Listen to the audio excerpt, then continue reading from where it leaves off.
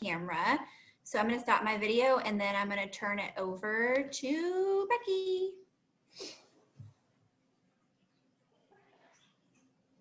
All right. Okay. And I'm going to try to make sure that I am on time here.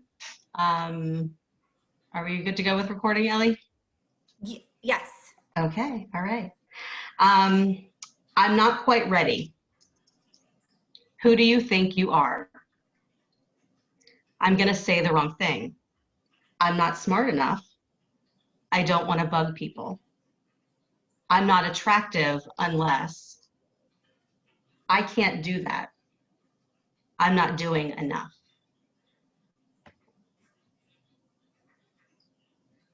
So very often we hear that the things that we create in our life are created by our thoughts.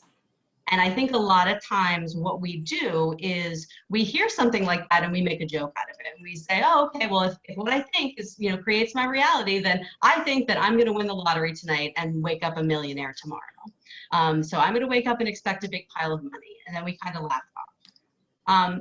But the reality is it doesn't work that way, right? It's not like a genie with a magic lamp. But it is very true that our thoughts ultimately create the results that we have in our life. So the way that this works in a nutshell is you have a thought about something. Well, that thought's going to create some type of emotion for you. So if you have a negative thought like, I'm not good enough, I'm not smart enough, I'm not successful enough, that's going to create a negative feeling. And then when you have that negative feeling, it drives certain behaviors. Well, if you're anything like me or most people, those negative feelings are driving behaviors that are not actually helpful, and they're not actually going to yield the results that you want. So what ends up happening is you take a bunch of actions that aren't helpful and aren't purposeful and aren't getting you where you want to go, and then you end up somewhere where you didn't plan on being, right? So it's not just poof, suddenly I've thought something into being, but it's each of those pieces connects to the next one. It's a series of events. Your thought creates your feeling, which creates the actions that you take, which creates the outcome that you may or may not like.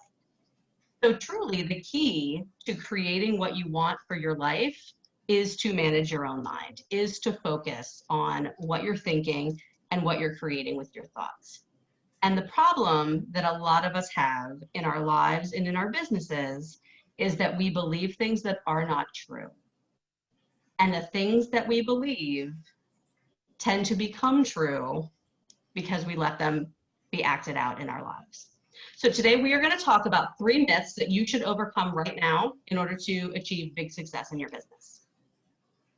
So myth number 1, before I can do X, I need to do Y. So I'm going to give you an example from my own life. When I was first starting out, as Ellie mentioned in the introduction, I built a community called the Women's Growth Circle. And I remember when I was getting started, I was trying to do all of these different things, and I was overwhelmed because I wanted to coach and I wanted to market and I wanted to grow this community. And I was really in need of support. And I didn't get support because my thought process was, well, I really can't afford support because I'm starting this business and I don't have the money yet because I haven't had, clients, or I haven't had clients that pay me enough money to hire the people that I need. So before I can hire people to help me, I need to make more money. Well, in reality, I wasn't doing things that I needed to do to make money because I didn't have the time or energy because I didn't have help. So I'm looking at this and I'm thinking, oh, but I need this and then I'll have this. And in my mind, it made perfect sense. But ultimately, I ended up reaching out and getting some support, which then freed up my time to focus on other things. So I want you to tell me in the comments, because I can't see you, but I can pull up your comments and see them. How many of you, if you just post in the chat, how many of you have this myth in your life?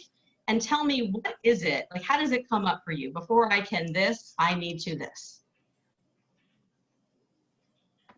And I'm going to take a minute just to see what you post.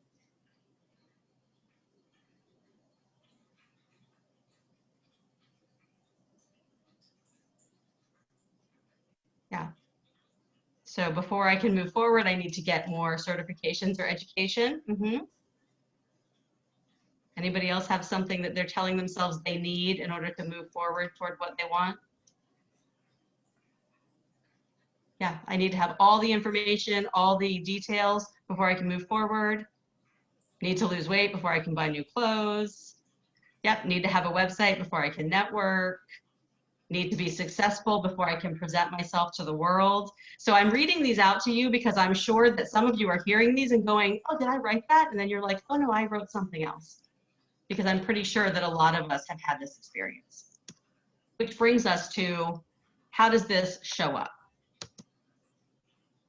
Excessive preparation and learning, and we just talked about that. So this is the idea that in order for me to move forward, I have to have something in place. So maybe it's, I need one more certification, or I need this training class, or I need this other thing that's going to help me step out into the world and feel like I can do the thing I want to do, right? So you'll notice here that the word learning is in quotation marks, because a lot of times we know what we need to know, and we're telling ourselves that we need to learn more because we're stalling because we don't feel like we're ready. Another thing that we do is procrastination with non-essential tasks. And what I mean by that is a lot of times we can spend an entire day and find ourselves busy from the time we wake up to the time that we go to bed, yet we haven't really accomplished much of anything if we really look back on the day and the things that we said we wanted to do, right? So we've been busy, but we haven't necessarily been busy with the essential things that we need to do to move our business forward and to have the success that we want. And then finally, it shows up in seeking perfection, right? So an example of this might be, maybe I'm working on an ebook and I've edited it and I had somebody look at it, but I'm like, you know, I can't release this yet. I think I need to edit it again. I need to reach out to my friend who published an ebook and have them read over it because I really want to make sure it's perfect before I release it, right? And you can transfer this into anything. But the idea that if I don't have things perfect, then I can't move forward. So what is this really? When I tell myself, before I can do this, I need to do this. It's a lack of confidence, right? It's the idea that we don't feel confident to step into the thing that we want. So more importantly, what do we do about it? So the first thing that I would suggest doing is creating proof of your ability.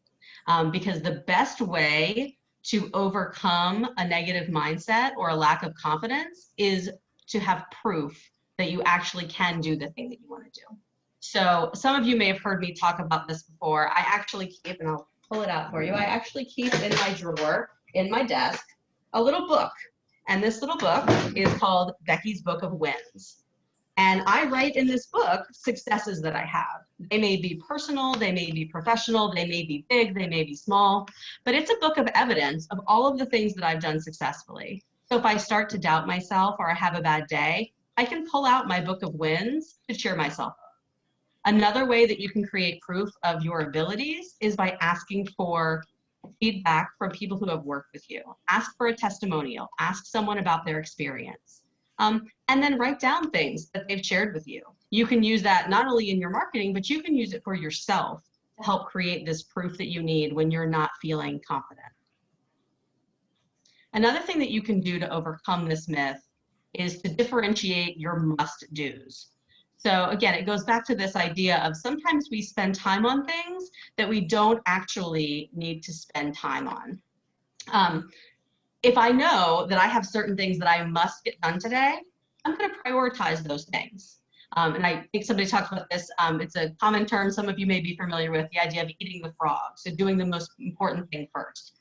So if I know that by the end of the day today, I have 2 non-negotiable things that absolutely have to get done, I'm going to make sure to differentiate that from the other 17 things that are on my to-do list.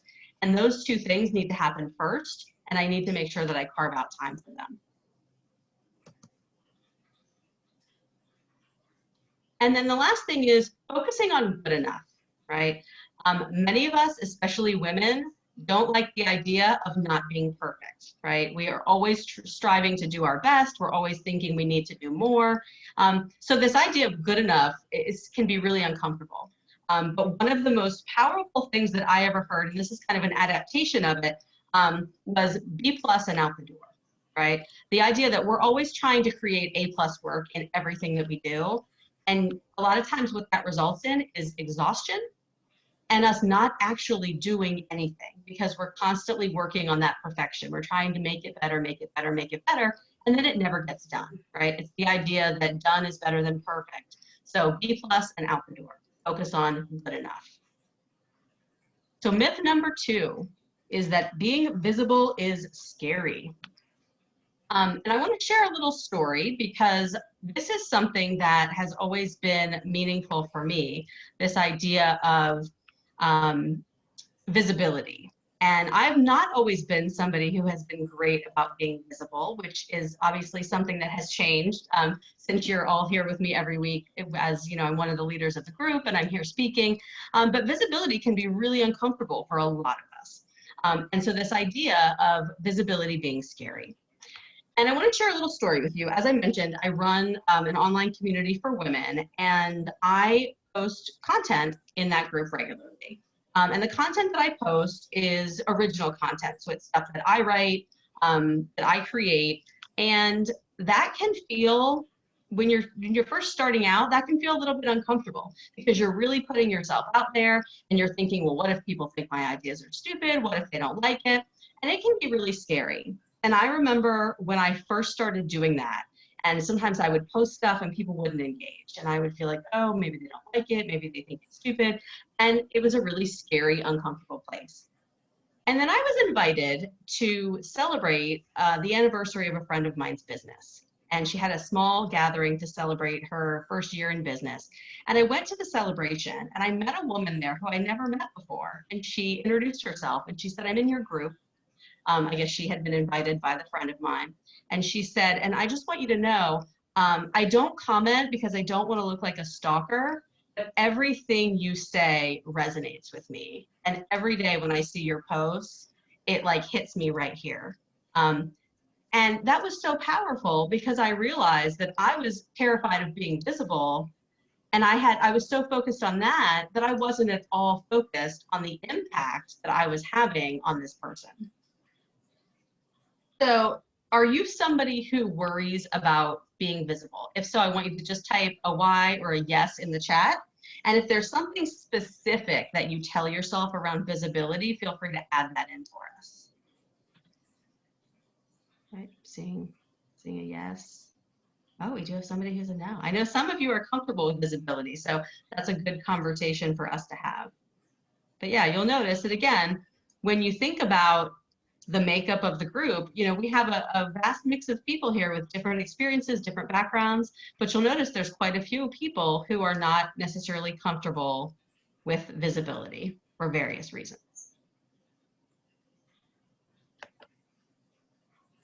So again, let's look at how does this show up? Assuming the worst, right? So if I get really visible, I'm going to put myself out there and maybe people are going to think I'm too in their face. They're going to think I'm annoying. They're going to get sick of me, right? Or maybe I'm going to speak and nobody's going to like it. And they're going to be like, wow, that person's a terrible speaker. Or I'm going to do a Facebook Live and something's going to go wrong and they're going to laugh at me because I don't understand technology. So assuming the worst case scenario. Overestimating our visibility. So oftentimes we think that we're super, super, super visible, but then when we ask people about something that we've posted 37 times in the past week, they're like, what are you talking about? I have no idea. So a lot of times our fear helps us along in thinking that we're doing something that we're not actually doing. So we might think that we're super visible and we're sharing information, and it may not be reaching the people that we're trying to reach. And then another way that this shows up is we're playing small or we're not putting ourselves out there, right? So we're shying away from things that we want to do or things that feel purposeful and important to us out of fear. So what is this really? This is self-doubt, right? This is feeling like I don't have something to offer. I shouldn't put myself out there. Again, coming from that place of insecurity. So what do we do about it? Exploring the positive possibilities. So instead of going with the negative, okay, what can happen, worst case scenario, taking a minute to look at it and say, okay, well, let's say I do get super visible. What are some things that can come about as a result of this?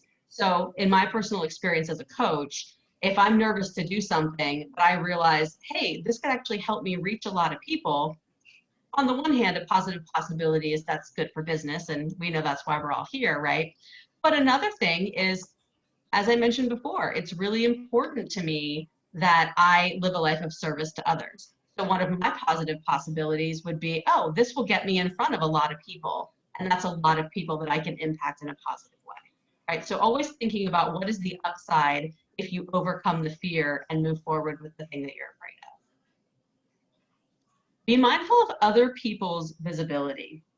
So if you're telling yourself that visibility is scary and visibility is a bad thing, because people are going to be annoyed with you or people are going to think you're too much, I really encourage you to look at people in your circle who are highly visible. And I think about this in terms of social media because of the way we are now. We're doing so much online. Think about somebody you know who is very present virtually. And I'm going to give an example because she is one of our leaders here. And I'll give the example of Ellie. Ellie is somebody who I feel is highly visible. And I think the way that she is visible on social media is incredible. It's positive, it's uplifting, it's supportive of people, it's informative. So I don't ever look at her and think, oh, it's Ellie again, or I don't ever have any negative thoughts about that. So when I think about that, and I think, well, why would I have those thoughts about me, right? Why would I assume that people are thinking negatively of me if I'm looking at people that I know that are highly visible, and my first thought when I see her is, oh, yay, like, what is she talking about today? Or, oh, are we going to get to see, you know, one of her kiddos? So thinking about other people's visibility and how you perceive it can help you get over the fear of how you will be perceived. And then finally, remembering your goals and your purpose, right? If you're tempted to play small, if you're tempted to stay scared, thinking about why is it that I want to get out there? What goal is this helping me push forward?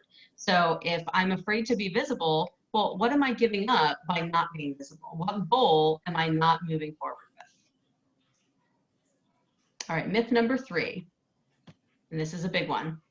I need to do it on my own, right? Very, very often we think that we have to carry the weight of the world on our shoulders and we have to do it by ourselves. Years ago, there was a movie called 28 Days, and there was a part of the movie where she was not asking for help. Sandra Bullock was the main character. She wasn't asking for help. And so she had to wear a sign that said, confront me if I don't ask for help, because it was important that she used the community that was around her. And that always struck me because that's something that a lot of us have to be encouraged to do. I think it came up recently when we did intentional strategies that sometimes we don't like to ask for help or we're not comfortable admitting that we want support. But it is a super important part of growing yourself as a person and growing a business. So if you are somebody who struggles with asking for help, if you just go ahead and put me in the comments.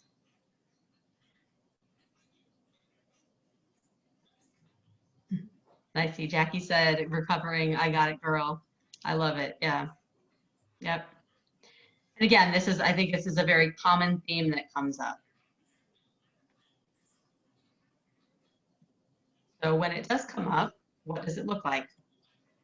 Rainbows and sunshine. So this is when you see somebody and they're showing up on social media, and behind the scenes, they could be like a duck paddling underwater with the crazy legs, but you just see what's on top. Everything is sunshine and rainbows and perfectly calm, because we can never admit that things are crazy and we need help. The second one, and this one always sticks out for me for 2 reasons. Reason number 1 is because I find it irritating. And reason number 2, and the reason I find it irritating, is because I was this person. And sometimes I still am, right? So wearing the badge of stress and burnout. So it's that conversation when somebody says, oh, how was your day? Oh my gosh, it's just so crazy. Like, oh, how was your weekend? Oh, I just worked all weekend. Oh, I always say I need another weekend to recover from my weekend, right? To me, that's me I put on my badge of stress and burnout. I wear it like a trophy when it really isn't. And then finally, not seeking the necessary help. So not seeking the support of other people, not seeking the support of professionals, whatever type of support it may be that is necessary, right? So for many of us, I think this shows up in our lives. So what is this really? Self-judgment.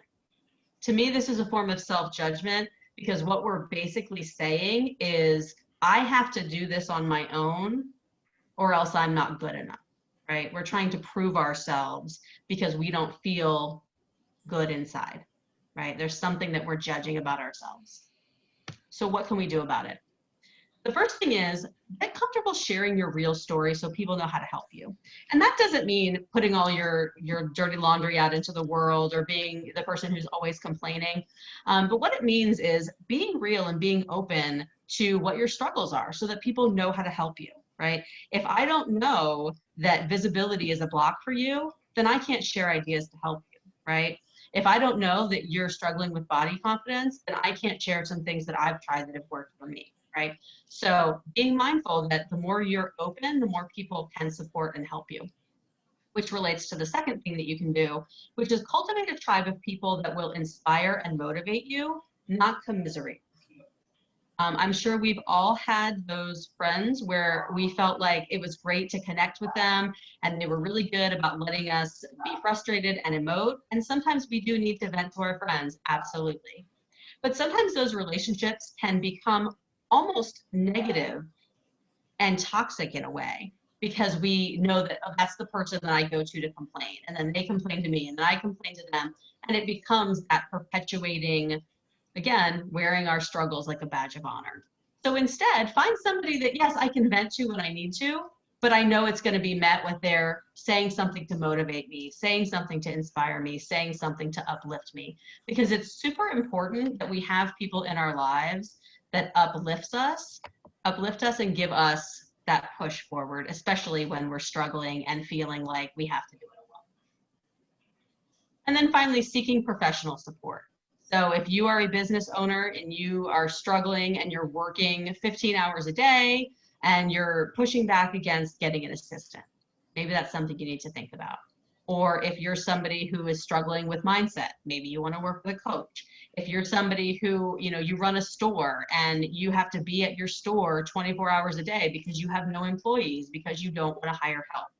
These are all things that I would encourage you to really think about and see, where do I need to get professional support to help me move my vision forward? So finally, what I want you to take away from this is the idea that you cannot control all of the things that happen outside of you. And trying to do that is only going to drive you nuts. What you can control is your own mind. You can control the way that you perceive the things that happen to you, and you can also control the way that you choose to think about them by focusing on your mindset. And once you learn to do that, once you learn to take a step back from what is swirling around you and really manage your own mind, you will discover a level of strength that you didn't know that you were capable of. And that is what's going to help you move forward in your life and in your business. So again, if you want to connect, I'm always looking to connect with people. This is my email, this is my phone number, and a link to my group should you want to join that. It's a little bit different. You can always find me in the Pink group. My other group is not a business networking group. It's just a group for growth-minded women. So there are some business people in there. There's some non-business people in there. And I always encourage folks to reach out.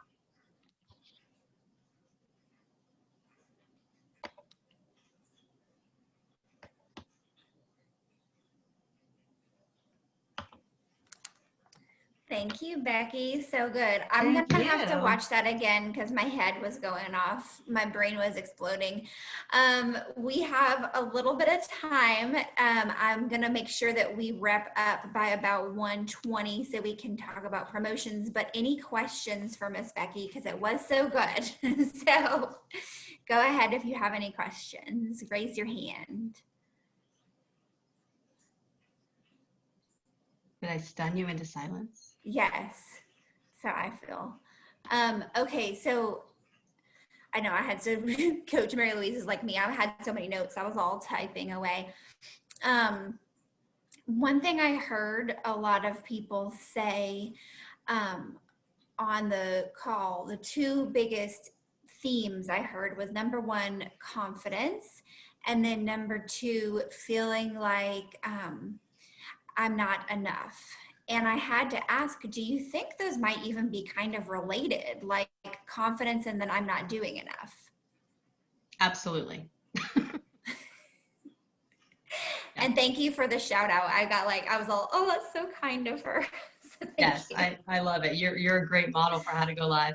Yeah, so to me, the relationship between I'm not doing enough and confidence, at least I know just from my own experience and the experience of people that I've known, is the idea that sometimes we think that if I do more, then I can prove myself, right? It's that idea that maybe sometimes I feel like I'm not doing enough because I'm not feeling confident in what I have to offer. So it's like, well, if I offer more and more and more and more, then I can kind of earn that sense of I'm good enough, I'm doing enough.